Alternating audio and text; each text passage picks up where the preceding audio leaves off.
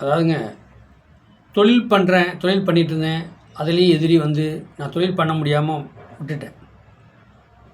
இப்போ சம்பளத்துக்கு போகிறேங்க. சம்பளத்துக்கு போகிற இடத்துலையும் எதிரியாயிரும். முதலாளியும் எதிரியாயிடுறாருங்க. நான் என்ன பண்ணுறதுன்னு எனக்கு ஒன்றும் புரியலைங்க. எத்தனை எதிரியை சமாளிக்கிறது? இப்போ 45 வயசு ஆச்சுங்க. லைஃப்லேயே எதிரியே சந்திச்சிட்டே வரேங்க. எனக்கு ஒரு விடிவு காலமே இல்லையா அப்படின்னு அவர் கேட்குறாரு சாதகத்தை கொடுத்துட்டு. ஆனால் சமாளிக்கிறேங்க. இது தாங்க போன ஜென்மத்தில் வாங்கி வந்த வரம். இப்போ எதிரி அவர் எதிரி எங்கே போனாலும் எதிரி, எங்கே திரும்பினாலும் எதிரி. புது நபரை போய் சந்தாலும் அவர் கோபப்படுற டென்ஷன் ஆயிடுறாரு. அப்போ அவர் போன ஜென்மத்தில் வாங்கி வந்த வரம், போன ஜென்மத்தில் என்ன ஒரு பாவம் புண்ணியம் பண்ணாரோ அதை அனுபவிக்கத்தான் இந்த பூமியில் யுகத்தில் வந்து அவர் பிறந்திருக்கார்.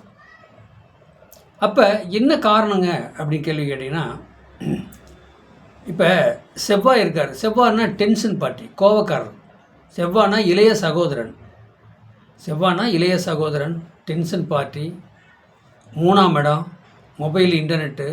செவ்வாய்னால மங்களகாரகன். இப்போ செவ்வாய் மங்களகாரன்னா செவ்வாய் ஒரு கட்டத்தில் நிற்குது. அந்த செவ்வாய் நின்ன கட்டத்துக்கு 2ஆம் இடம் வந்து காளி கட்டமாக இருக்குது. அந்த கட்டத்தில் வந்து ராகு கேது இருக்கிறாங்க, சனி பகவான் இருக்கிறாங்க. அப்படின்னா கல்யாணம் லேட்டாக தான் ஆகும், உடனே அவங்களுக்கு கல்யாணமே ஆகாது. அப்போ அந்த செவ்வாய் நின்ற இடத்துக்கு 2ஆம் இடம் வந்து எம்டி கட்டமாக இருக்கக்கூடாது, ராகு கேது இருக்கக்கூடாது, சனி பகவான் இருக்கக்கூடாது. என்னங்க, தேய்புரையில் சந்திரனும் சூரியனும் இருக்கக்கூடாது, பாவக்கிரகங்கள். அப்போ கல்யாணங்கிறது லேட்டாக தான் ஒரு கல்யாணம் அமையும். சரி, கல்யாணமே லேட்டாக அமைஞ்சிருக்குப்பா, அந்த வாழ்க்கையில் அவங்க செய்ப்பாங்களா அப்படிங்கிற கேள்விக்கு சுக்கிரனை பார்க்கலாம். அவரோட சாதகத்தில் சுக்கிரனுக்கு 2ஆம் இடத்துல சுபகிரகம் குரு இருக்கிறார். என்னங்க, குரு இருக்கிறார் 2ஆம் இடத்துல. சுக்கிரனுக்கு 2ஆம் இடத்துல குரு இருக்கிறார், சுபகிரகம் இருக்குது. அப்படின்னா அவருடைய வாழ்க்கை சிறக்கும். இவ்வளோ லேட்டாகி மேரேஜ் பண்ணார். ஆனால் மனைவி, அவங்க சொல்லுவாங்க, மனைவி வந்த நேரம் எவ்வளோ கஷ்டப்பட்டார் அவர். மனைவி வந்த நேரம் இப்போ நல்லா இருக்கார், சொத்து சோகம் வாங்கி வீடு வாசல் கார் வாங்கிட்டார் அப்படி சொல்லுவாங்க. இவர் சாதகத்திலே அது இருக்குது. இவர் சாதகத்திலே செவ்வாய்க்கு 2ஆம் இடத்துல ராகு கேது சனி பாவக்கிரகம் இருந்தால் லேட்டாக தான் கல்யாணம் ஆகும். 40 வயசோட ஆயிருங்க கல்யாணம் ஆகிறதுக்கு.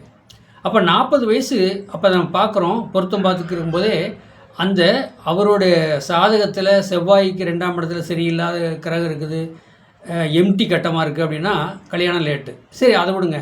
கல்யாணம் பண்ணி நல்லா இருப்பார். ஒரே பாயிண்ட்டு, சுக்கிரனுக்கு 2ஆம் இடத்தை பாருங்கள். சுக்கிரனுக்கு 2ஆம் இடங்கிறது வந்து எப்படின்னா, 2ஆம் இடத்துல வந்து குரு பகவான் இருக்கார். கல்யாணம் பிடிச்ச பின்னாடி பார்த்திங்கன்னா பொண்ணும் பொருள் சொத்து சோகம் எல்லாமே கூடி வரும். வீடு இல்லாமல் இருப்பார், இடம் வாங்கி வீடு கட்டியிருப்பார், காரு வாங்கியிருப்பார், மனைவியோட உல்லாசம் சந்தோஷம் வெளியில் வருவார். இதுதாங்க மெயின்.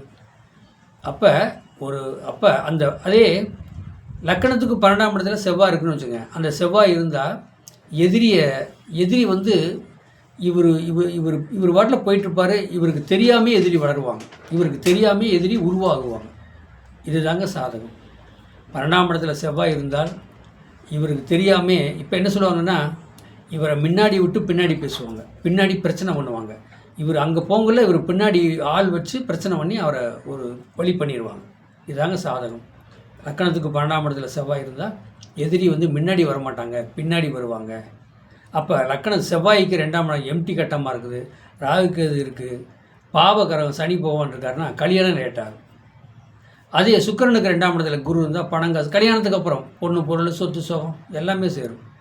கல்யாணத்துக்கு அப்புறம் சுக்கிரனுக்கு 2ஆம் இடம் எம்டியாக இருந்தால் கல்யாணத்துக்கு அப்புறம் அந்த மனைவி அவரை விட்டு பிரிஞ்சு போயிடும். இதுதாங்க வாழ்க்கை வளமுடன். வாழ்த்துக்கள். இந்த சேனலை சப்ஸ்கிரைப் பண்ணுங்கள், பெல் பட்டன் ஆன் பண்ணுங்கள், மற்றவங்களுக்கு ஷேர் பண்ணுங்கள். 95 14 77 10 74 இந்த நம்பருக்கு வாட்ஸ்அப்பில் சாதகம் அனுப்புங்க. வாழ்க வளம்.